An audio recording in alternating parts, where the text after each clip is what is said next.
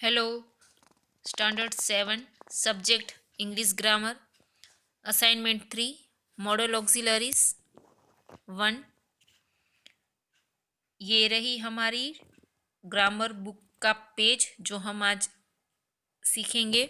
Assignment 3, model auxiliaries 1। In book 2, we have learnt about some helping verbs or auxiliaries used to indicate certain tenses। Helping verbs and auxiliary ये दोनों एक ही हैं। ये और ये both are same. ये helping verb हम कहाँ पर यूज़ करते थे? टेंसिस में, ताकि हमको पता चले कि ये जो टेंसिस हैं वो प्रेजेंट का है, पास्ट का है या फ्यूचर का है ना। This auxiliaries are the forms of the verb do, be and have, will and shall. अब ये जो हम यूज़ कर रहे थे ऑक्सिलरीज, वो एक्चुअली क्या है? जो ऑक्सिलरीज हम यूज़ करते थे ना, वो क्या है? तो वो ये जो वर्ब है ना, डू, बी, हैव, विल, शैल, ये सारे क्या हैं? वर्ब हैं। उनके फॉर्म थे, जैसे कि डू का वर्ब फॉर्म क्या है? Do, does, did. बी का क्या है verb form? Am, is, are, was, were. फिर हैव के हैव, हैज, विल, शैल, जो हम फ्यूचर में यूज करते थे, है ना। विल, शैल कहाँ यूज करते थे हम? फ्यूचर में। फिर बी के फॉर्म कौन से थे? एम, इज, आर जो प्रेजेंट में यूज करते थे, वॉज, वर पास्ट में यूज करते थे, डू, डज, डिड पास्ट में, प्रेजेंट में यूज करते थे, है ना। तो ये सारे क्या कहलाते थे? ये सारे कहलाते थे टेंस ऑक्सिलरी, क्योंकि वो टेंस में यूज होते थे। इसलिए ये जो वर्ब हैं उनके फॉर्म का जो हम यूज करते थे वो उसको कहा जाता था टेंस ऑक्सिलरीज। अब आज जो हम सीखने वाले हैं वो है we shall now study some more auxiliaries. अब हम कुछ और भी ऑक्सिलरीज सीखने वाले हैं which are used to indicate the mood of the speaker. जो किस लिए यूज होगा? कि जो बोलने वाला है वो क्या बोल रहा है वो जानने के लिए। अब ये मूड ऑफ द स्पीकर क्या हुआ? कि जो बोलने वाला है वो किस तरीके से कह रहा है, वो बोलने में वो एक्शन की कुछ पॉसिबिलिटी के हिसाब से कह रहा है, या वो कुछ एबिलिटी के हिसाब से कह रहा है, या उसे कुछ ऑब्लिगेशन है, कोई रिक्वेस्ट कर रहा है। उससे हमको पता चले कि जो बोलने वाला है वो किस मूड से कह रहा है। तो इसलिए वो कहलाती है मॉडल ऑक्सिलरीज। ठीक है, so they are called modal auxiliaries. अब इसमें can has only 2 tense form. अब जो उसमें एक पहली जो मॉडल ऑक्सिलरी है वो है कैन। अब उसके टेंस के 2 फॉर्म है, एक कैन और दूसरा could. The future tense form remains can only. जब फ्यूचर टेंस में अगर हमको मॉडल ऑक्सिलरी, फ्यूचर टेंस में मॉडल ऑक्सिलरीज का यूज़ अगर हमको करना पड़े तो हम क्या यूज़ करेंगे उसमें? कैन। और कुड का यूज़ करेंगे ज़्यादातर पास्ट की। जैसे कि ऐसे कि बचपन में मैं अच्छी राइटिंग करती थी, ऐसा हुआ तो वो पास्ट टेंस का हो जाएगा, करती थी। पर अगर ऐसा है कि बचपन में मैं अच्छी राइटिंग कर सकती थी, ये जो सकती थी ना, उससे ये कुड का सेंस आता है उसमें। ठीक है, अब है आगे। These 2 modal auxiliaries are used to express ability और कैपेसिटी। ये वाला जो पॉइंट है वो आप अपनी नोटबुक में या रफ नोटबुक में लिखेंगे आपको याद करने के लिए। ठीक है, अब आपको ये बात याद रखनी है कि जहां पर एबिलिटी, ठीक है, मैं अच्छा दौड़ सकता हूं, इसका मीनिंग क्या हुआ? मैं अच्छा दौड़ सकता हूं, उसका मीनिंग क्या हुआ? इधर एबिलिटी दिखा रहे हैं ना दौड़ने की, कि वो अच्छा दौड़ सकता है। फिर कैपेसिटी, एबिलिटी हो या तो फिर वो कैपेसिटी, दोनों, अगर इन दोनों में से किसी की बात आती है, या तो आपको सेंटेंस में एबिलिटी दिखे या तो फिर कैपेसिटी दिखे, तो आप कैन या कुड दोनों में से किसी एक का यूज कर सकते हो। फिर है उसके कुछ एग्जाम्पल, जैसे कि I can finish the work in a day, एक दिन में मैं ये काम फिनिश कर सकता हूँ। कैन क्या दिखा था इधर, कि एक दिन में मैं काम एक दिन में ये वर्क फिनिश कर सकता हूँ, यानी कि I am able to finish the work in a day, यानी कि एक दिन में मैं अपना काम फिनिश कर सकूं, तो उतना मैं एबल हूं, इस तरीके का दिखा रहे हैं ना इधर। अब second, my father could send me abroad for higher education. अब my father could send me, मेरे पिताजी मुझे भेज सकते थे, इधर कुड है ना, थोड़ा उसमें पास्ट सकता था उस तरीके का आएगा, कि मेरे पिताजी मुझे एब्रॉड भेज सकते थे फॉर हायर एजुकेशन, तो was able to send me, मतलब उसके पिताजी एबल थे कि वो उसको एब्रॉड भेज सकते थे उस बारे में। फिर है नेगेटिव्स। अब नेगेटिव्स कैसे होंगे? कैन नॉट है तो उसका नेगेटिव हम क्या करेंगे? कैन नॉट, तो उसका नेगेटिव कांट, दोनों एक ही है। कैन नॉट उसका कांट, फिर कुड नॉट उसका कुडंट। ज़्यादातर हम ऐसा ही यूज़ करेंगे, शॉर्ट फॉर्म वाला, कांट कुडंट। अब ये कांट और कुडंट आएगा तो उसका मतलब क्या हुआ कि वो क्या दिखाएगा? इनएबिलिटी। क्या दिखाएगा? इनएबिलिटी। उसके example, my brother can't speak English correctly, मेरा भाई करेक्टली इंग्लिश नहीं बोल सकता है। ठीक है, सकता है, देखना इसके जो भी एग्जाम्पल है वो सकता है, सकती है, सकता था, सकती थी, उस तरीके का ही होगा। जैसे कि फर्स्ट एग्जाम्पल अभी हमने देखा ना, कि my brother can't speak English correctly, मेरा भाई करेक्टली इंग्लिश नहीं बोल सकता है। He is unable to speak English correctly, उसका मीनिंग यही हुआ, अनेबल, मतलब नेगेटिव फॉर्म आया ना इसमें, कि वो अच्छी करेक्टली इंग्लिश बोलने में एबल नहीं है। Second, she couldn't win the prize, she couldn't win the prize, वह प्राइज जीत सकती, नहीं जीत सकी, है ना। She couldn't win the prize, वह प्राइज नहीं जीत सकी। She was unable to win the prize, यानी कि प्राइज जीतने के लिए वो अनएबल थी।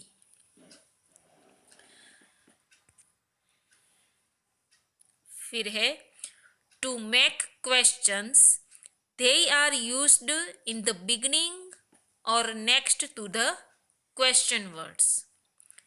अब हमको ये मॉडल ऑक्सिलरीज कैन और कुड का क्वेश्चन बनाने के लिए यूज करना है। ठीक है, तो आप कैसे उसका यूज करोगे? ये मॉडल ऑक्सिलरी को आप कहाँ पे रखोगे? तो उसके कुछ एग्जाम्पल दिए हैं। उससे पहले ये कहा है, अगर आप क्वेश्चन पूछना चाहते हो तो क्वेश्चन के बिगनिंग में, यानी कि शुरुआत में ही आप वो मॉडल ऑक्सिलरीज वर्ड रख दो, जैसे कि इधर रखा है, can you swim across the river.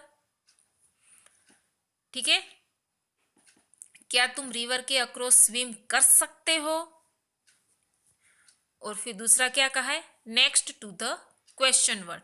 अब ये हाउ क्या है, क्वेश्चन वर्ड है ना, तो वो क्वेश्चन वर्ड के तुरंत बाद आप मॉडल ऑक्सिलरी लिख दो, तो क्या हो गया, how can he solve this difficult problem.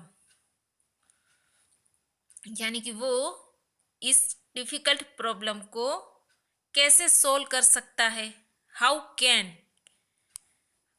है ना, हाउ कैन इस डिफिकल्ट प्रॉब्लम को वो कैसे सोल्व कर सकता है। तो तुरंत क्वेश्चन वर्ड उसके बाद मॉडल ऑक्सिलरी का यूज करके क्वेश्चन बना सकते हैं। मॉडल ऑक्सिलरीज वर्ब को पहले ही बिगनिंग में ही रख के क्वेश्चन बना सकते हैं। और ये वेयर भी क्या है, क्वेश्चन वर्ड है ना, तो उसके तुरंत बाद है मॉडल ऑक्सिलरी, है ना, जैसे कि इधर है, इधर है, where could you buy this book.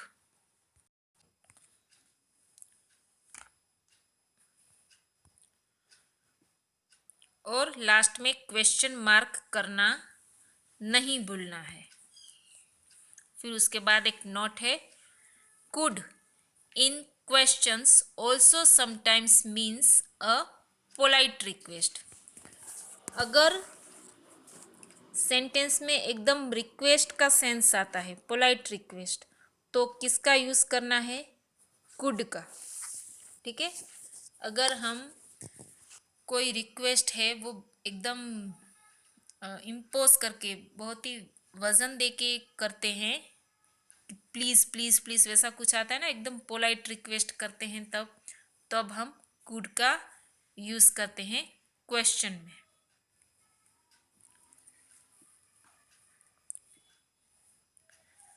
Could you lend me your book for a week, जैसे कि इधर भी एक एग्जाम्पल दिया है ना, कुड का क्वेश्चन में अगर यूज होता है तो उसका मतलब ये है कि एक बहुत ही पोलाइट रिक्वेस्ट की है कि could you lend me your book for week, पीछे क्वेश्चन मार्क।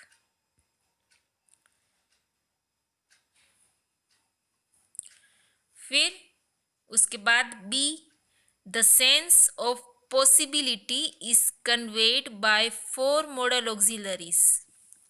अब जब पॉसिबिलिटी की बात आती है ना, पॉसिबिलिटी का सेंस आता है, तब ये 4 मॉडल ऑक्सिलरी का यूज किया जाता है। पहला है कैन, कुड, मे, माइट। कौन से हैं, can, could, may and might. अब इसके एग्जाम्पल भी है नीचे। Can the report B reliable, ये जो रिपोर्ट है क्या वो रिलायबल यानी कि विश्वास पात्र हो सकती है। Can the report B reliable, is the report possibly reliable, क्या ये रिपोर्ट रिलायबल विश्वास पात्र हो सकती है, ऐसे। अब दूसरा एग्जाम्पल, इधर possibility,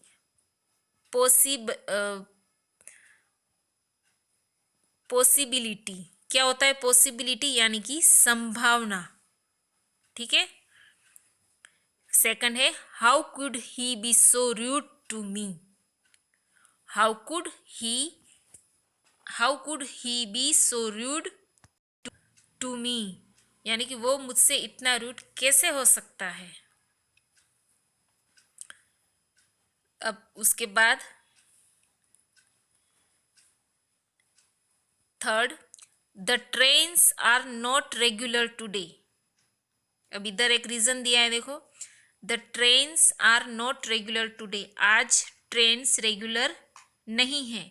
I may not reach office on time, मैं ऑफिस टाइम से नहीं पहुंच सकता। अब इधर एक रीजन भी दिया है कि वो क्यों ऑफिस नहीं पहुंच सकता टाइम से, क्योंकि ट्रेन्स आज रेगुलर नहीं है। तो देखो ये एक सेंटेंस हुआ और उसका ये एक रीजन हुआ। सेंटेंस जो वहाँ पे मॉडल ऑक्सिलरी यूज किया है उस सेंटेंस में क्या यूज किया है? मैं आज ऑफिस टाइम पे नहीं पहुंच सकता, पर क्यों नहीं पहुंच सकता वो भी इधर रीजन दिया है। तो अगर ऐसे कुछ रीजन वाले होते हैं तब भी हम मे का यूज करेंगे, क्योंकि ट्रेन्स जो है वो रेगुलर आज नहीं है, तो इधर मे का यूज किया है। फिर और इधर भी पॉसिबिलिटी है, कैसे? हाँ, ट्रेन अगर आज लेट है तो मैं आज ऑफिस टाइम से नहीं पहुंच सकता। फिर fourth, the curfew is lifted, curfew हटा दिया गया है। तो people might start moving out after some time. ठीक है, the curfew is lifted, curfew हट गया है। People might start moving out after some time, कुछ देर बाद लोग जो है वो इधर उधर मूव करना शुरू हो जाएंगे थोड़ी देर के बाद। तो ये सब, अब कर्फ्यू हट गया है तो ऐसा वो पॉसिबिलिटी है कि कर्फ्यू अब हट गया है, तो हो सकता है ना, कि शायद पीपल इधर उधर मूव करें बाहर निकलने के लिए। All the four modal auxiliaries underlined in the sentence mentioned above express possibility, है ना। ये देखो, कैन का एक एग्जाम्पल, कुड का है, एक मे का है और माइट का है। तो ये जो फोर मॉडल ऑक्सिलरीज हैं जिनके नीचे अंडरलाइन की गई है सेंटेंस में, वो किसको एक्सप्रेस करती है? पॉसिबिलिटी को। तो जहां पे भी सेंटेंस में आपको पॉसिबिलिटी का सेंस दिखता है तो उसमें से आप कैन, कुड, मे, माइट का यूज करना है। और कुड का ज्यादातर यूज हम करेंगे पास्ट में। ऐसा हो ना, ऐसा मैं कर सकता था, जब आपको सेंटेंस में ऐसा कुछ दिखे कि कर सकता था या कर सकती थी, तो आप कुड यूज करना।